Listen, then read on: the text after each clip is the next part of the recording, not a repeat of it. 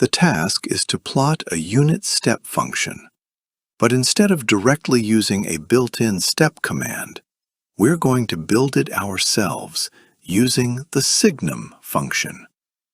If you've never done this before, keep watching, because the final result will make perfect sense once you see how each piece connects together. The very first thing we need is a symbolic variable. So we start by writing the command that creates the symbolic variable t. This variable represents time, and since our graph is based on time, everything will revolve around this variable. Along with the graph, we also make the figure look professional by adding a title, labeling the horizontal axis as time, labeling the vertical axis as amplitude, adding a legend, and enabling the grid. These small details might seem unimportant, but they make your plots much easier to understand and present. Now here's something interesting. Instead of creating the unit step function immediately, we first create a Signum function. Why do you think we're doing that? Think about the behavior of a Signum function for a moment. For negative values, the output is -1. For positive values, the output is +1. So already we have something that changes exactly at 0. The only issue is that the output levels are not what we want for a unit step signal. Let's see what happens. After defining the symbolic variable, we assign the Signum function to a variable y. At this stage, y simply contains the Signum behavior. Now the question is, how can we visualize it? To display the graph, we use the fplot command.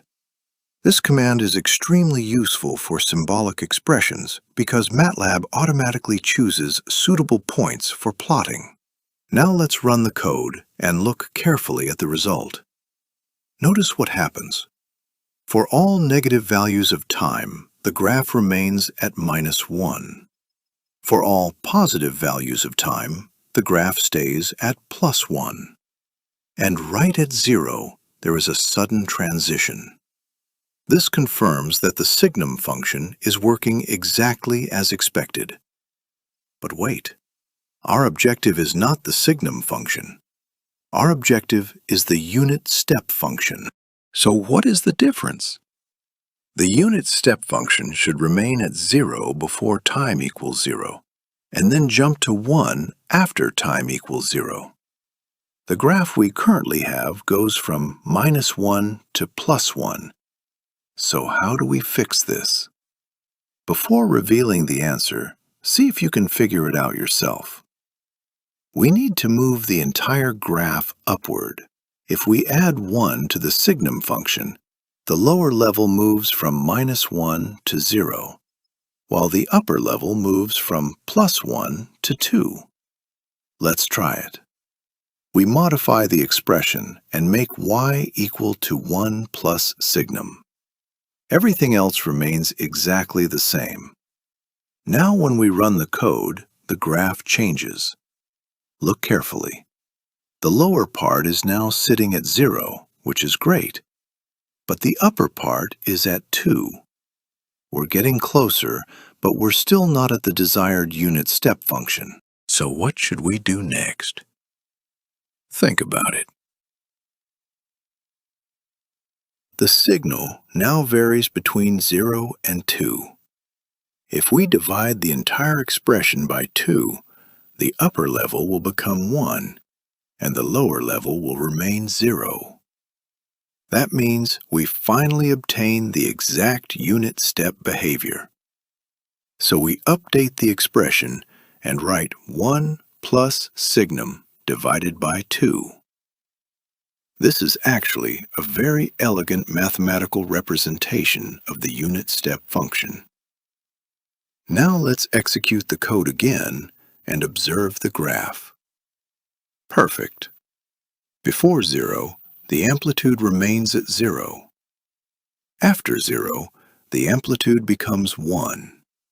And right at the transition point, the signal jumps from the lower level to the upper level.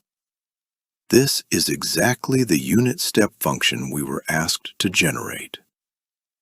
But there's one small thing you may notice.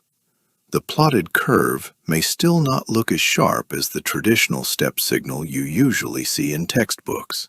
To make the transition appear more clearly, we can slightly modify the plotting command. After running the updated command, the graph now looks much closer to the standard unit step function that students are familiar with. And that's the complete idea. We started with a symbolic variable. Then we created a Signum function. We plotted it and analyzed its behavior. Next, we shifted the graph upward by adding 1. Then we scaled it by dividing by 2.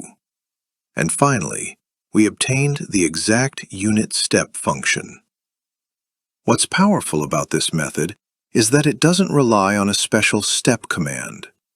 Instead, it shows the mathematical relationship between the Signum function and the unit step function, which helps you understand the concept much more deeply.